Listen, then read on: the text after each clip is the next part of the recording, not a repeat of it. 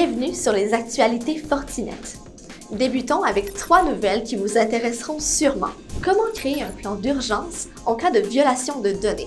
Le 28 janvier, la Journée internationale de la protection des données a été commémorée. Cette date nous rappelle que dans le monde hyper connecté d'aujourd'hui, il est plus important que jamais de protéger ce que nos clients, utilisateurs et employés ont de plus précieux, leurs données. C'est pourquoi nous vous présentons les étapes clés pour créer un plan d'urgence. 1. Faites l'inventaire pour déterminer quelles données et ressources ont été compromises ou volées. 2. Passez en revue les autorités et les organismes de réglementation qui doivent être impliqués. 3.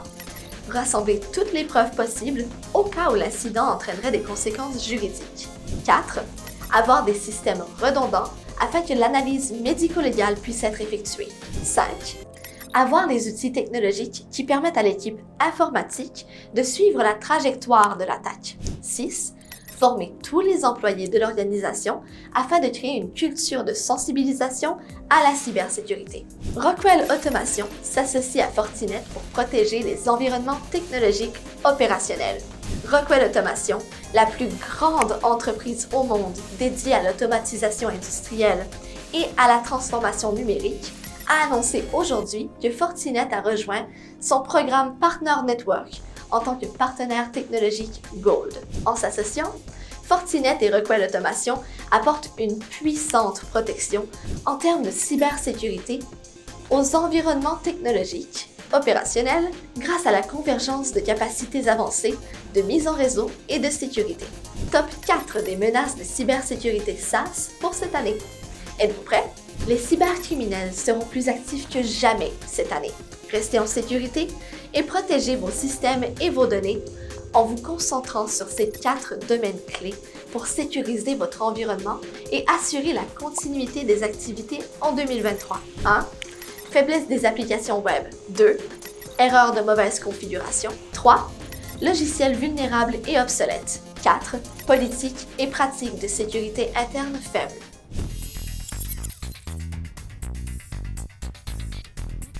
Saviez-vous que le secteur de la santé demeure l'un des secteurs les plus vulnérables aux cyberattaques par rançongiciel?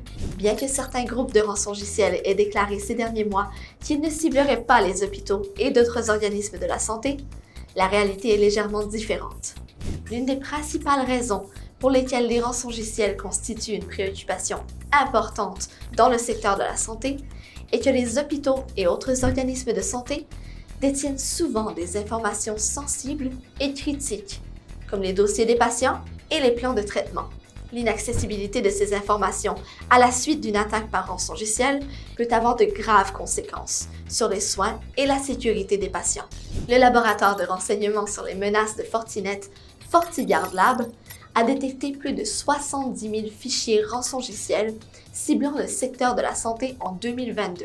Revil est l'une des souches les plus détectées, suivi de Crysis et de Goncrab. Le saviez-vous?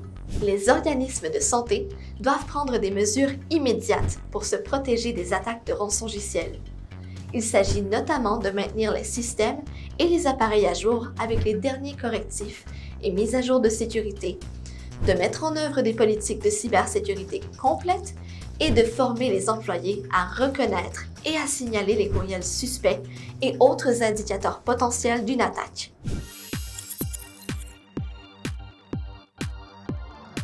À Commercial Laguirre 05 nous demande quelles nouvelles technologies de cybersécurité ont fait la différence pour les entreprises en 2022? La réponse? Les services et solutions de cybersécurité qui combinent l'intelligence humaine et artificielle font partie des technologies qui ont apporté le plus de valeur, car ils aident les équipes informatiques à approfondir leurs connaissances sur les cyberrisques et les renseignements contre les menaces. En particulier, les services de protection contre les risques numériques DRPS. Dernière question.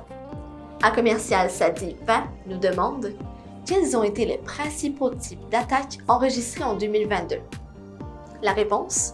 Sans aucun doute, les rançongiciels ont été ceux qui ont généré le plus de dégâts. Les campagnes d'hameçonnage étant la principale porte d'entrée pour ce type de menaces numériques.